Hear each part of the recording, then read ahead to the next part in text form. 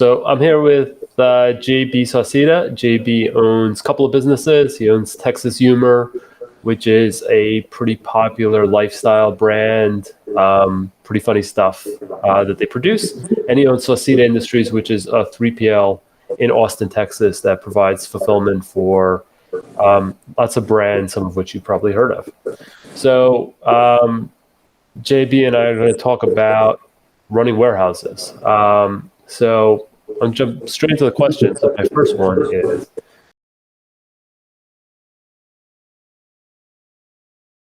so, a handful of years ago, we realized like early on that we were starting a business that we wanted to be really culture focused. And so it was important for us to build a community of people who were aligned on like a set of core values. So that's been important regardless of like where in the organization you work. Like that's kind of the first filter. We always say like your skill sets might get you a seat at the table, but your values and your adherence to them are what allow you to keep it.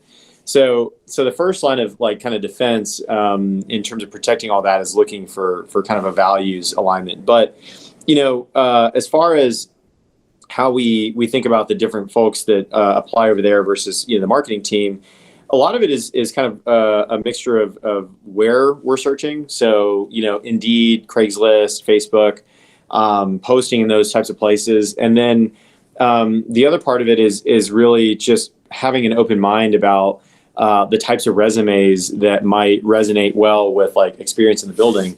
In all actuality, we've actually we've had the least amount of success with people who have had previous warehouse experience coming into those types of roles than we have with folks who've been in other industries. So one of our higher levels of success has been folks who were previously in the service industry. So when you think about a warehouse and the challenges of running an organization that is kind of like, quote unquote, shit rolls downhill and we're at the bottom of the hill, right? Like, so we're the last to find out about a marketing, objective or something that pops off volume wise. you see the orders in the morning, you're like, oh, thanks for telling me that you were going to sell 20,000 of that. Yeah. Yeah. So, being in an industry like that, like you're going to have schedules that are going to evolve and change and be somewhat flexible, which like sucks. So if you're taking folks who are used to this really set like 8 to 5 and putting them into a warehouse, they're not going to be successful. They're going to be frustrated all the time. Versus you take a group of people who are coming from the service industry, waiters and waitresses who are used to like being on their feet all day, serving people and dealing with customers in person, and then not really knowing when they're going to get off. I may get cut at 3:00 if the restaurant's slow, or I may be here till 2 a.m. because I have to stay till close. So that has been a big success for us. Like when we've realized that and like looked at the data of who has been successful versus not. But running a warehouse is a lot like running an online store where you got to make informed, data-driven decisions, and that's one area that our people department has really focused on. Really trying to do some analysis of like what are the places that we search and we have the highest success, and who are the profiles of people that are going to be successful in this type of seat. Yeah, so I know your wife runs that side of the organization. Mm-hmm. So who's doing the interviewing? Is it her? Is it you? Is it a manager? What's that look like?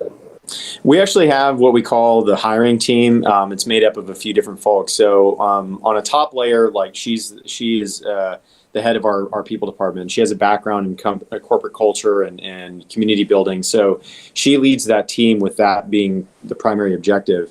The actual interviewers go through several stages. So the first person typically is a phone screen, and that's someone who's on the people department team. So they'll get on the phone, interview these folks, talk to them a little bit about their resume and their background, and sort of just soften them up a little bit. It's a mixture of kind of personal questions and professional. If someone makes it past the phone screen, and backing up even further, like we get tons of resumes, so hundreds of resumes. Will get sorted out, and then that smaller group is going to be who gets phone screened. And then from there, only the folks that make it past the phone screen level will then be brought in for an in-person interview. And the in-person is made up of typically somebody from the people department. So they'll do kind of a first round of interviews that's only about 10 minutes long, and it's meant to kind of soften them up and like make them feel comfortable about the fact that they're going to get interviewed with some folks, so they have a more successful interview. And then the next couple of rounds are somebody from our hiring team, which could be someone who could be a coworker. It could be someone who will report to them. It's typically a mixture. So we've got folks that are all up and down the org chart that are a member of that team. People at our organization have to apply to be on that team. It's a special sort of like cohort of folks who get trained on how to interview properly. They get, these like ongoing sort of mentoring sessions around that. And then, the way that we entice them is to say who wouldn't want to have a choice in, who you get to work with on a day-to-day basis. So a lot of folks from across the organization join that team. And then the last round is the hiring manager, and they'll interview for, fit and skill set and all that. So first round is resume, then, filter down to phone screen, from there filter down further. And those folks are the ones that ultimately end up being interviewed on site and in person. So the hiring manager ultimately makes the decision as to who to make an offer to not. So what percentage of people that get to the hiring manager get an offer? It's typically fairly high. I think it's, I don't know it off the top of my head, but I would say it's probably 60 to 70% of the people that make it there. Because we've gotten really good at we have a set of questions that stay the same all the way through. So you can kind of A/B test people in a way. And then the other thing that's really important is that we go back when we have an unsuccessful hire, someone who's been here for a minute and, something goes wrong, whatever. We try to go back and assign and correlate that behavior to something that we could have potentially seen in an interview process. So what was it that they brought up, or what was it about the way that we rated that person that would help us better inform on, like, this is a behavior that we've never seen before, that's not necessarily something that we want moving forward. How can we better see that ahead of time in the interview or in the resume, et cetera? So it is really critical, I think, that you kind of close that loop. It's not just about who did we hire or whatever. It's important to go back and say, what did we miss? Or of the successful people, what was, how could we have known that they were successful, and what do we know about them now that we could have picked up on and correlate and then assign and say, for this type of question, this is what we're looking for in terms of answers. So when you think about a personality test, for example, most of those big personality tests ask you the same set of questions about 5 or 6 different times. So you're giving a very honest answer, and you're triangulating the accurate one, and you're not in a position to just kind of aspirationally have a, personality assigned to you based off of what you want it to be. And so our interview process is designed to do that same thing. It's taken 5 years to get to the level that it is, but it's constant refinement of that. The way that we interview now is wildly different than the way that we did back then. And now I think we've gotten to a point where we're from the day that a job is posted online to the first day of potential employment, if someone's available, is I think 8 or 9 days. So we're really, really rapid, and we have a high success rate. So this is full-time employee. This isn't necessarily just seasonal. This is full-time employee with high level of success, through the length of their employment with us. Yeah, and I've been to the building, and I've had beers with some of your teammates and team members, and I know that they're, you've got a really engaged team. You've got a really team that likes to advocate for people to join the team, which you sort of get a leg up on hiring new people when you've got a good reputation, which is a rarity in warehousing. Yeah. One thing we do somewhat similar on hiring engineers is the person that makes the hiring decision writes up why they think the person will work out and why they think the person won't work out. And then we look back on that, either if the person gets let go or if not a year after, just to say, were we right? Did we accurately assess that or not? One thing that I would add is that our for the most part, our hiring managers have the final say, but we do have a thumbs up, thumbs down exercise with the hiring team. And so if anybody on that team expresses a thumbs down, so it's either I'm here or I'm here, or obviously thumbs down.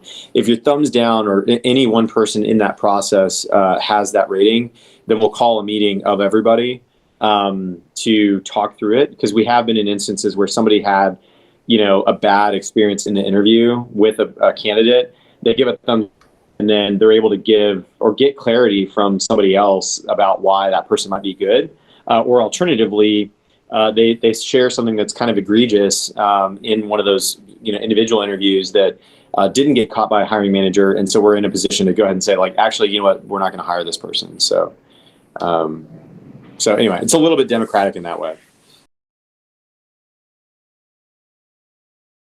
I can't personally speak to as much of the experience around the resumes. What I would say is that I do know that sort of principally the stuff that we look for are just, does your resume have errors on it? Like, did you proofread it? That kind of stuff is like super easy to kind of set aside and say, we're running a business that is heavily focused on accuracy and quality control. So if that's not something that you value as a person, and it's not reflected in your resume, like, that's going to be a real quick and easy, thing to set aside. But what's actually more important for us in the hiring process is the interview questions or the application questions. So even for our entry level positions seasonally, we do require that you fill out a short application that asks you, I think it's like 3 questions. So it would take somebody no more than about 5 to 10 minutes to fill out. But when you think about like the way that all of the hiring platforms are advertised for companies, whether it's Indeed or LinkedIn or whatever that might be, they're really advocating and selling the fact that they can bring you a volume of candidates really quickly, right? So that's enticing as a business owner who's somebody who's small and maybe not wanting to be focused on hiring all the time. The idea that you could get a ton of qualified candidates quickly is ideal. What is not necessarily inherent in that is the quality. I think that they say that you're going to get qualified candidates, but I don't necessarily believe that that's true, because on the other side of the advertisement, when they're advertising to the people who are looking for jobs, their value proposition is go to one place, apply for a shit ton of jobs. So the way that ends up sort of manifesting for us is we get a lot of applicants who skip over the basic things. Like, we're on Indeed, but when you're on there, it says go to this website and fill out this application. And so if the only thing that you do is submit your resume via Indeed, and you don't actually go to the website and fill out those little 3 tiny paragraphs of info about yourself, super easy way to set you aside. And then additionally, the questions that we're asking are specifically targeting, do you, like, one of our core values is, do you give a shit? Do you have an attention to detail? If you're not even willing to read the first instruction, which says submit your resume and then go and fill this out, boom, super easy solve. So most of the resumes that make it to us past that filter are worthwhile for us to at least explore. And then within that, we're making some decisions about how they answered some of those questions. And some of them have to do with, how did you deal with not adversity in the workplace, but like, disagreements and conflict. And then some of the other ones are just about personally, like, what sensibility do you have? Are you easy to work with or not? And at the very least, if you fill those out, you've got a pretty good chance of getting a phone screen with us. Got it. Yeah, we always put in one question that's just super easy, but it's like, it'll take you 2 minutes, but 50% of people don't do it, which is great. Yeah, it solves a lot of that.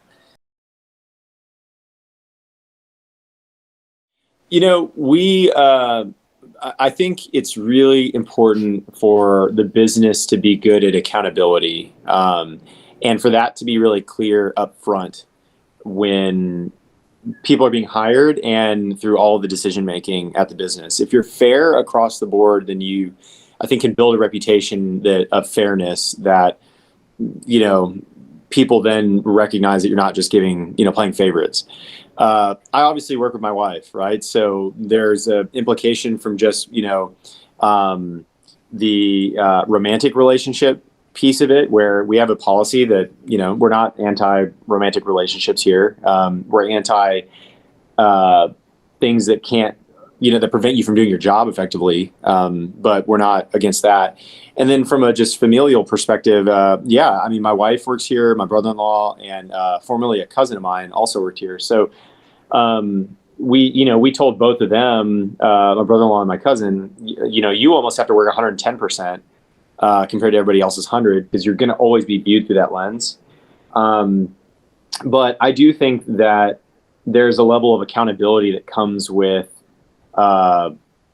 people being related to one another, because I think you're then in a position where folks don't want to have, they don't want to be looked down on because somebody else did their job poorly, and they're associated with that. So we like to hire folks that know someone who already works here. That's a huge win. We've had a lot of success with that. And so the family thing, it hasn't come up quite as much, but it's definitely something that we, are open to, given, I'm married to a business partner. So it's a big aspect of our company. Yeah, we have a few spouses, we have siblings. We have yet to have a parent-child, but one of these days it's going to happen.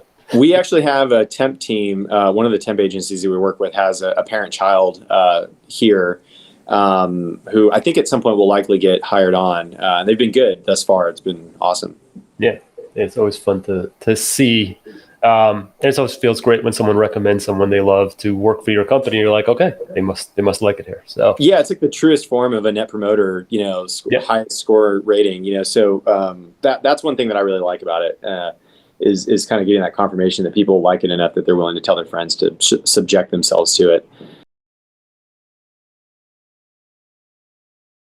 Yeah, so everyone has 30 days that, we don't really call it like a trial period per se, but it's clear that, we're going to be looking at you for 30 days. And then we've got a 30-day tag up at the end of that. And for the most part, we've got a pretty good track record there. There aren't many people that we've had to cut loose after 30 days. The only group that's really come up with has been, with our seasonal staff. Generally, those folks know that they're only going to be here for 30 to 60 days. And a lot of them are working to try to come on full time, but they are understanding that we were booking them for a job that wasn't going to be permanent anyway. But yeah, you start. You have your onboarding for a couple of days, and then you work with us for 30, and then that kicks off a then 90-day one-on-one cadence that you have with your manager. So what is that? You said there's a 1 to 2 day onboarding. What are you doing with them on those 1 to 2 days? So we call the first day 0, because typically you're not actually going to go work in the warehouse. You'll generally come in around lunchtime or 10 o'clock or so, and work with the people team to get all of your paperwork finished, make sure that you're onboarded effectively. Backing up, like you actually get your email address a few days in advance of when you start. And once you open that email, you've got the invites to all the things like Slack and T-Sheets and the various like software platforms that we use. And obviously ShipHero. And so you get access to everything. And then on your first day, you're just being spun up on how it's used, right? So we've got conventions for the different channels that we use on Slack, ways in which T-Sheets is used, who you're supposed to be talking to. And then the first day that you start, you actually get like a little pamphlet that says my hiring manager or my manager is this person. The coordinators that I report to are these folks. This is the department I'm in. And then it's got all the answers for like the basic stuff. If I have questions about the employee handbook, where is that located? If I need to do this, that, or the other, who do I talk to about it? And so it's just kind of like a bullet point, editorialized version of our handbook. You get that, you walk around, kind of get to know your team real quick, introduce them to, whoever it is that you're going to be working with. And then generally you'll go home that day, and then you'll come in the next day and you'll start training with the individual team. So Priscilla, I don't remember where she read this, but I fucking love this concept that, marketing is the like sort of objective, or they're focused with making sure that people understand the value of your brand, right? Like you're looking at Texas Humor or any of the brands that we work with, and they on a daily basis are both trying to bring new people into the umbrella and then also retain the folks that they have by creating more value and assigning, the value about what it is that you do as a brand or the quality of the products, whatever. So at some point she read this article about how the people department is actually marketing for your people. And so they're both marketing to recruit to the business and then retain the folks that are already there. So what we do is we've got a baseline survey that we run twice a year. That's kind of the tip of the spear, and it's a 100% anonymous survey that goes out to all of our employees. We typically have about 70 to 80% participation in it. And it asks sort of the same, well, not sort of, it asks the same questions every year. Would you recommend that people work here? What can we do to improve? All the sort of ins and outs of what you think a business should be asking their employees. And then we take that data and we look at it both departmentally and manager centric. We kind of triangulate and understand, is it just one department that's having these issues? Is it just a group of people who've been with us for a certain amount of time?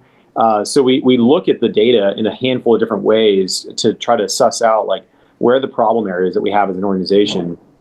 And so that data is in large part what informs a lot of the decisions that we make about how the teams are structured, how we're rolling out programs to our people and our clients, and then working on things long term. So one thing that I think a lot of companies don't do a very good job of, and we're not perfect at this, but I think we do a better job, is to both hold ourselves accountable to those surveys.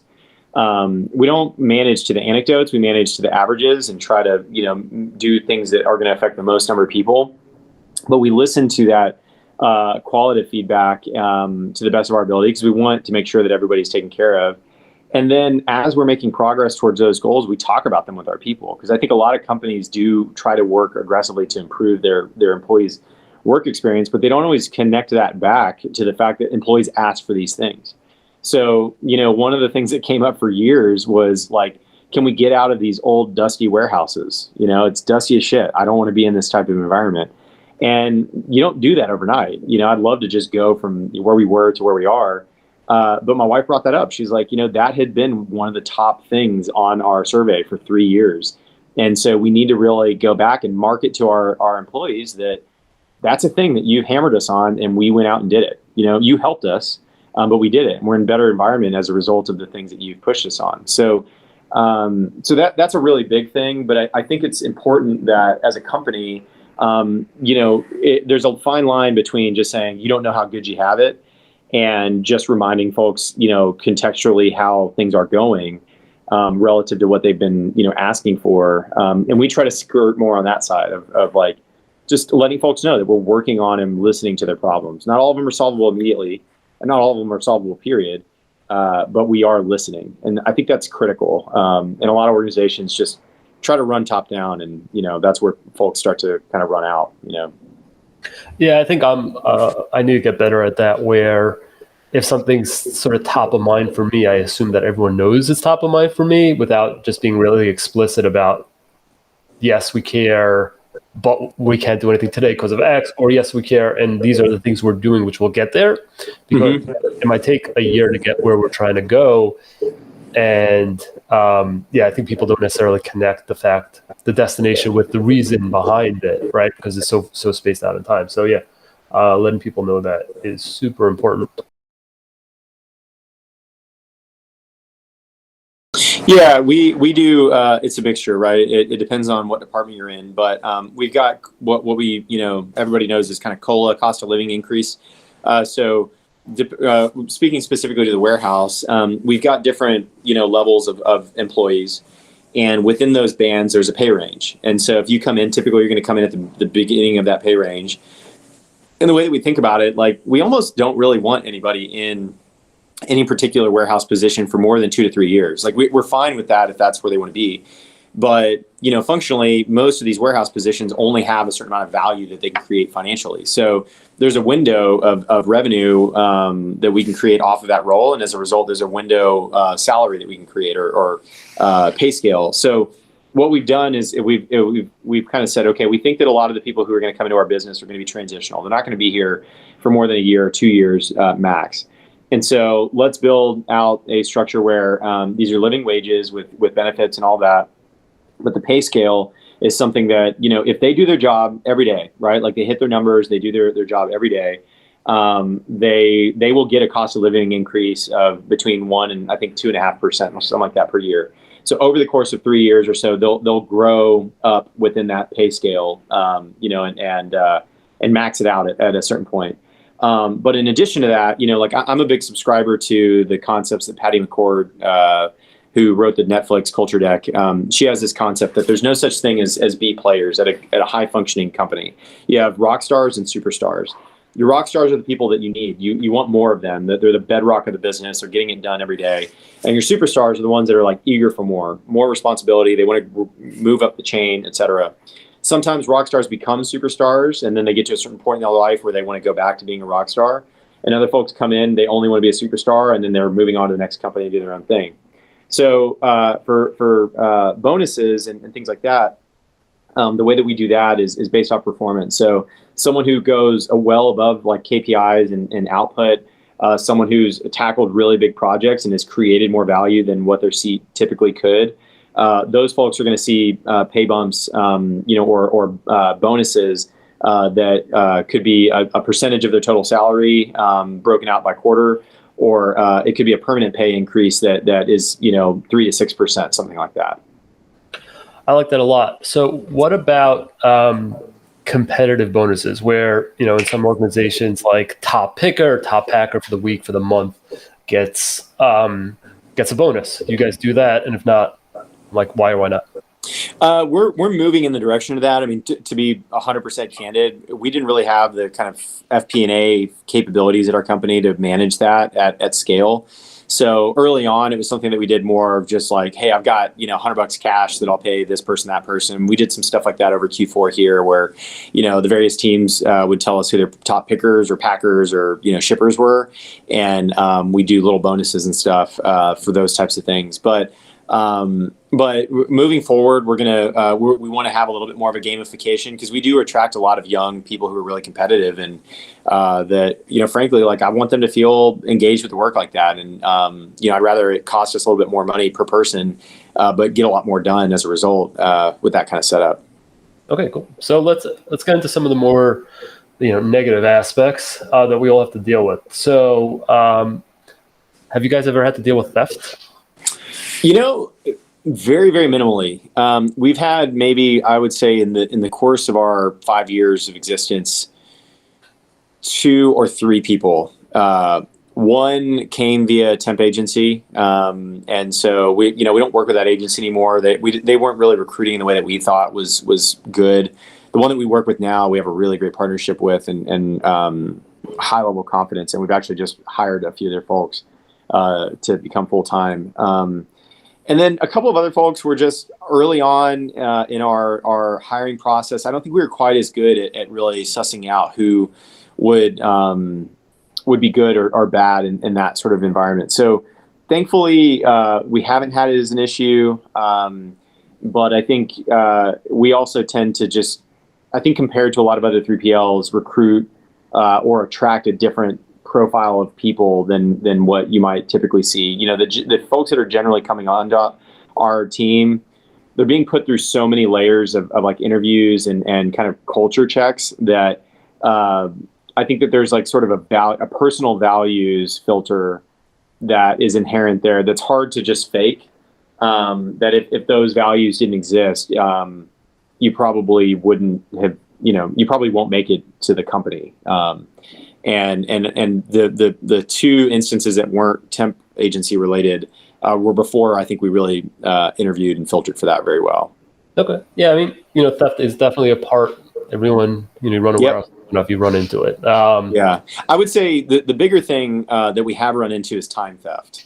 So people who kind of clock in a little early or, as we've grown, that's something that we've seen happen occasionally where somebody, we end up catching it in our audit process. Yep. But somebody who, kind of tells one team, hey, I'm going to go, the other team called me and asked me to go work over there. And, they disappear. Neither team knows where they're at. And meanwhile, they've been clocked in for 3 or 4 hours. And, we catch it. The managers end up picking it up. But that's been more of the type of thing. And I think that's a measure of immaturity. And typically we exit people like that that do that kind of thing. Yeah, I'm always surprised that people think they're going to get away with it. It is super obvious that. I mean, remember someone who would, sneak off and take a nap. Every while. And it's like you're going to get caught. You might get away with it for a few weeks, but then you lose your job. Yeah. So not the most, well thought through. Are you guys on EOS or anything like that? Do y'all use any? So we use EOS at the company to manage a few different aspects, and we're not like EOS pure, but we do like a handful of things there. And so we've got a few different. So there's like the 5 culture values, right? And everybody gets graded on that. And then there's what are the 5 values? Our 5 values are give a shit, explore more, say yes and, shoot straight, and build community. And so I'll give you an example of somebody who we had some challenges with.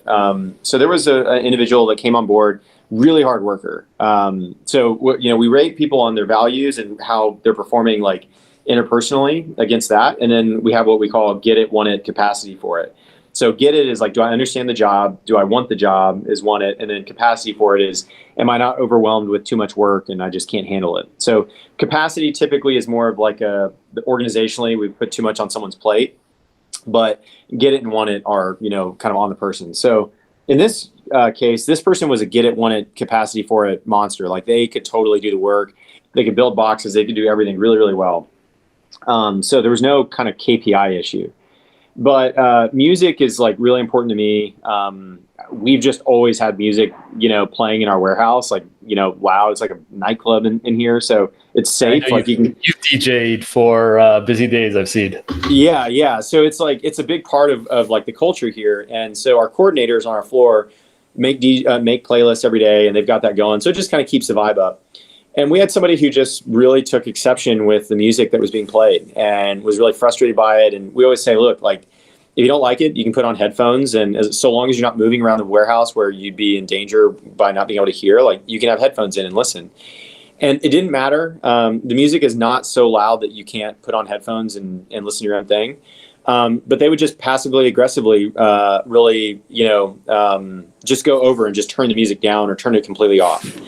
And finally, we brought this person into the people department and we were like, hey, we got to have a conversation about this. Like, we get it. It's not your taste. You don't like this music, that music. You can go change the music. Like, you have a right to say, hey, I want this on the playlist or whatever. But he just wouldn't.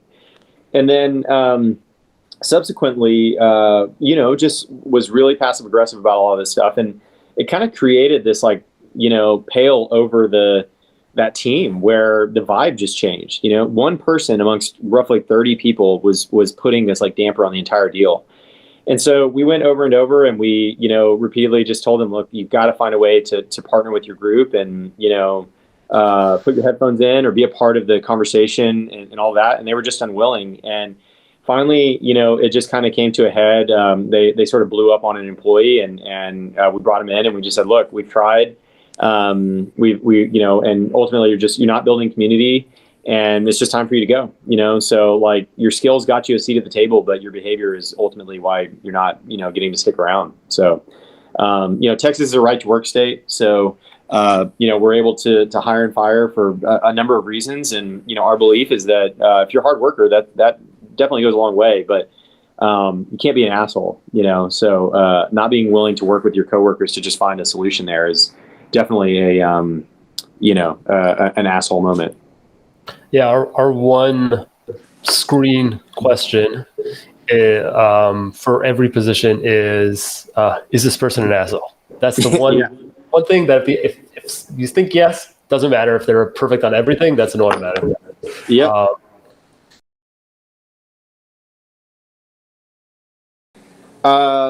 Recognizing that it almost has to be the lens that you view everything through. Culture is not a project. It's not a thing that you bolt on to the other stuff that you're doing. It really starts with who you hire and fire. So really culture-driven businesses that are high functioning. Because every business has a culture. I think that I'll start with that. Like every company has a culture. The decision just has to be made on whether or not you want to have a say in what it looks like.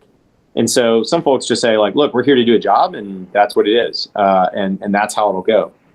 But, you and I talked a little bit about this a handful of months ago about like having different cultures within your business of like, your engineers and the warehouse and all that. And that's totally true. Like we're the same way. Like the culture or the subculture of like our East Side shipping team, the team that's currently in our new building, versus the one that's over on the West Side team. Like, they're different. They're not bad. One's not better than the other, but they're just different. But as a company, we've decided that we want to put a lot of effort into like, what is the overarching sort of expectation? And then within that, we have these really fun teams. We have Swole Sale, the East Side Corn Cobs, the West Side Werewolves. Like, there are all these groups that sort of just developed. And like, I don't have a say in that. Like, that just happened. But everybody there, on the Venn diagram, like everybody in each of those groups in the center fits the Sauceda culture. And so that I think is important for folks. It's never too late to start.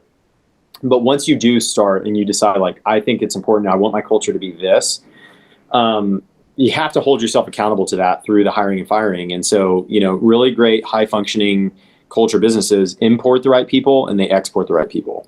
And export's not necessarily always a good word either. It's, you get rid of the people that are the right ones to get rid of for various reasons. And that's been an exercise that's ongoing. And I would say we're not perfect at it. On any given year, we're 60 to 70% of where I want us to be. But when you consider that a lot of organizations, struggle to even be at 20 or 30%, I would say that we're pretty damn good at it compared to a lot of organizations.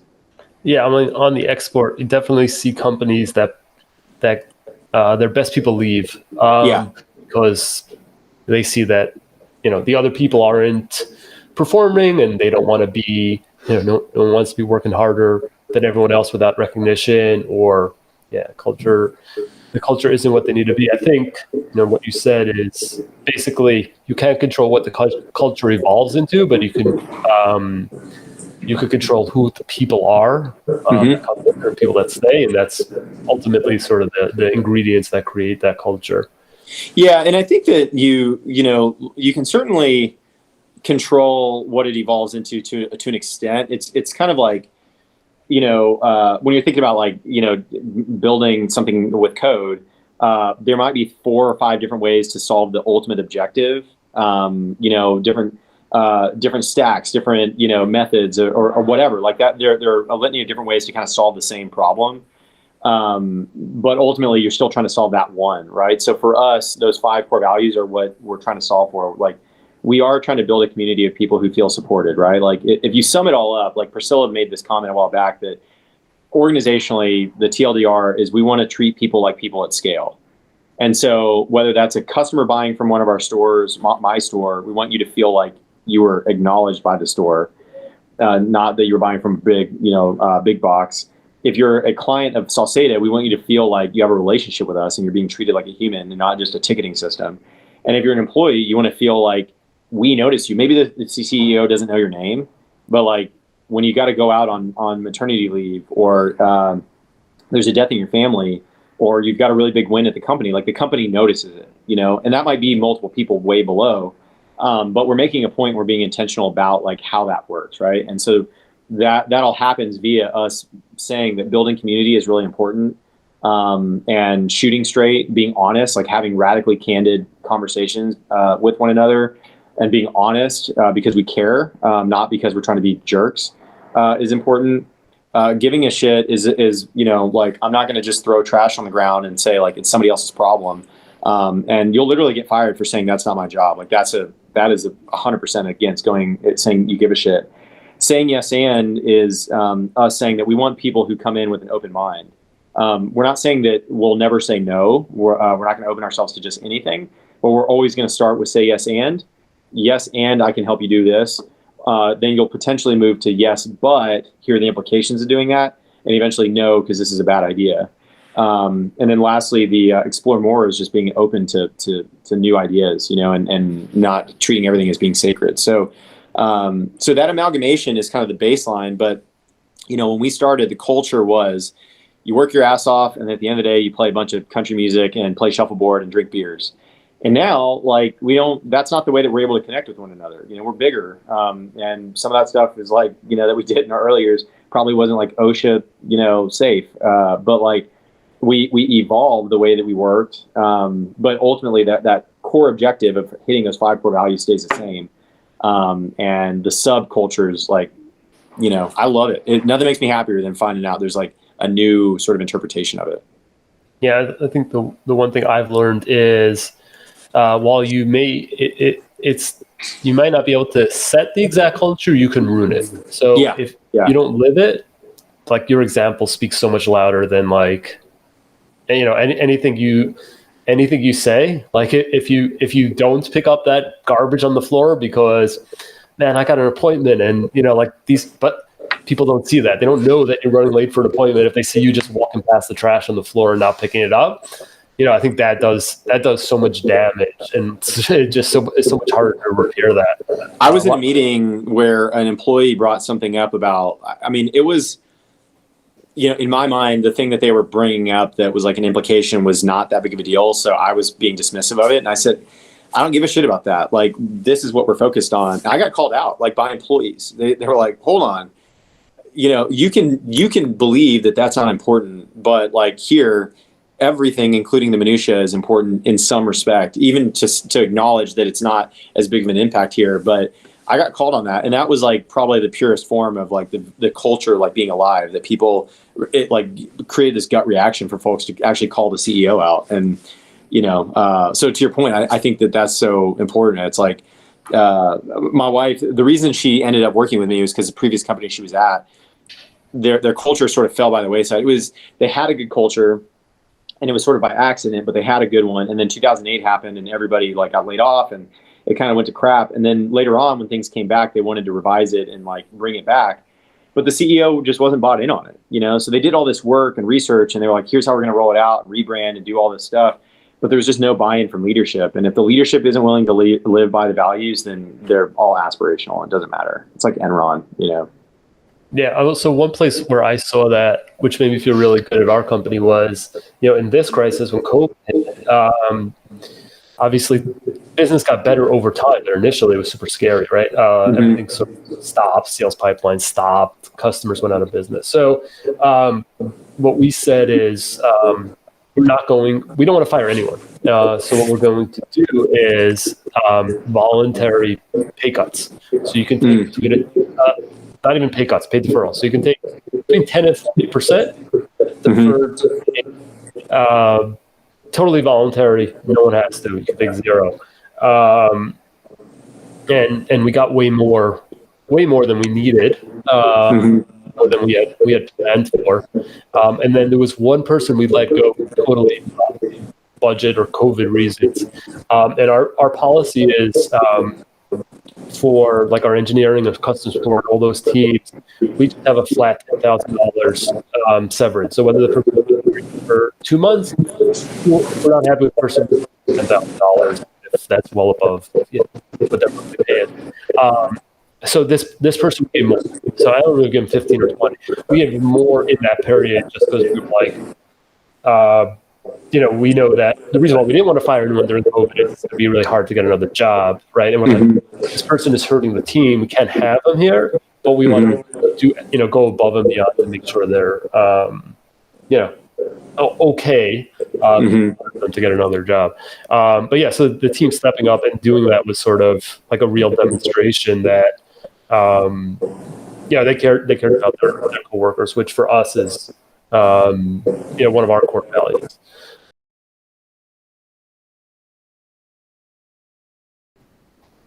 I think that you covered a lot of it. I mean, you know, we get the questions a lot about how we run things, and you know, I think it